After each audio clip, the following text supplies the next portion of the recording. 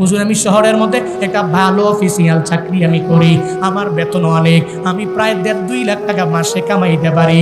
আল্লাহ আমারে টাকার মালিক বানাইছেন, আল্লাহ আমারে বাড়ির মালিক বানাইছেন, আল্লাহ আমারে গাড়ির মালিক বানাইছে। তবে আমার কপাল বড় খারাপ, আমার বাড়ি সিরাজগঞ্জ জেলা। আমি বাড়িতে যাওয়ার পরে আমার সুন্দর বাড়ি আমি দেখতে পারি। আমার কপাল খারাপ, আমি আমার মায়েরে দেখতে পারি না, আমার বাবারেও দেখতে পারি না। তুমি টাকাওয়ালা হইছো, কিন্তু মা বাবারে না পাইলে এই টাকার দাম নাই।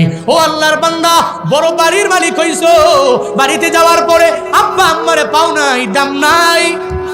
তুমি অনেক টাকার মালিক, এরপরে বাড়িতে যাওয়ার পরে মনে মনে ভাববা, আরে মা বাবা একসময় অনেক গরিব ছিল, টাকার অভাবে আঙ্গুর কিনতে পারেন নাই, টাকার অভাবে কমলা কিনতে পারেন নাই, আপেল কিনতে পারেন নাই, কিন্তু আজকে আমার টাকা এত পরিমাণে হয়ে গেল।